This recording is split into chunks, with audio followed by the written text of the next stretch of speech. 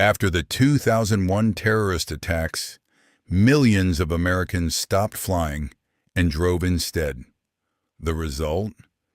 An estimated 1,600 additional traffic deaths in the following year alone. People were so afraid of dying in a plane that they chose the option 65 times more likely to kill them. This is not stupidity. This is the availability heuristic, and it's distorting your perception of reality right now. Here's how it works. Your brain constantly makes probability judgments. How likely is this to happen? How common is that? How dangerous is this situation? But your brain doesn't calculate actual statistics. It takes a shortcut. It judges probability by how easily examples come to mind. If you can think of many examples quickly, your brain concludes, this must be common. If examples are hard to recall, your brain concludes, this must be rare. This worked reasonably well for most of human history. In a small tribe, if you could easily recall examples of something happening, it probably was common. Memory was a decent proxy for reality, but today memory is a terrible proxy for reality, because what fills your memory isn't what's actually common. It's what's vivid, emotional, dramatic, and recent. And nothing controls what's vivid, emotional, dramatic, and recent more than media. Think about shark attacks. Your brain treats them as a significant threat. You feel the fear when you enter the ocean. But the actual annual death toll from sharks globally? Fewer than 10 people per year. Meanwhile, vending machines kill more people annually than sharks.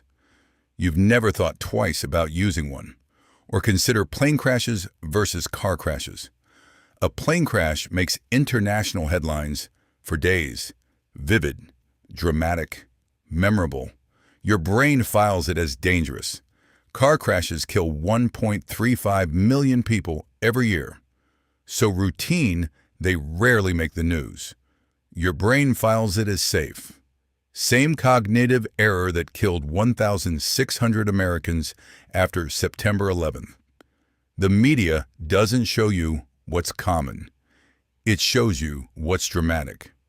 And your brain mistakes dramatic for probable. This plays out everywhere in your life.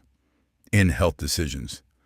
After reading about a rare disease, you suddenly notice every symptom in yourself. The disease didn't become more common. It became more available in your memory. In financial decisions. After a market crash dominates the news, investors flee to cash, right at the moment when history shows they should be buying. The crash is memorable. The recovery is invisible until it happens. In hiring decisions.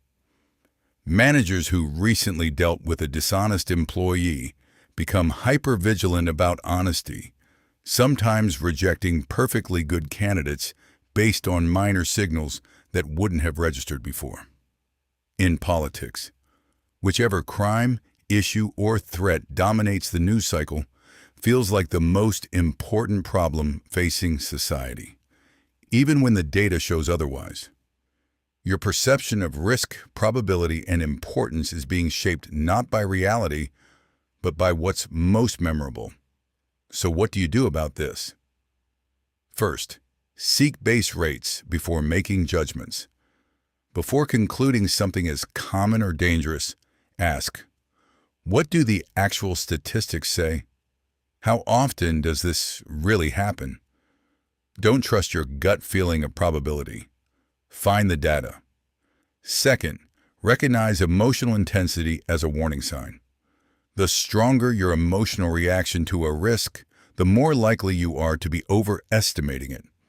Fear is a signal to investigate, not to act immediately. Third, audit your information diet. What fills your memory shapes your perception of reality.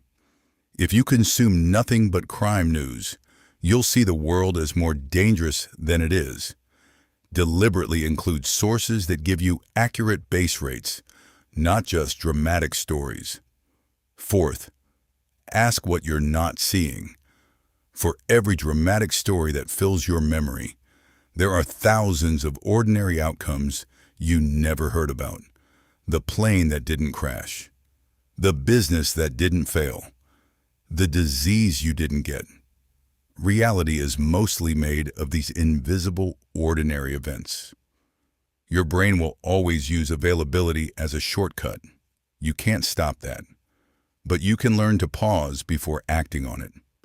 To ask, is this actually common or just memorable?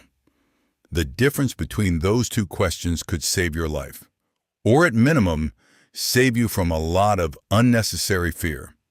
Follow Rational Mind for daily psychology that sharpens how you see reality.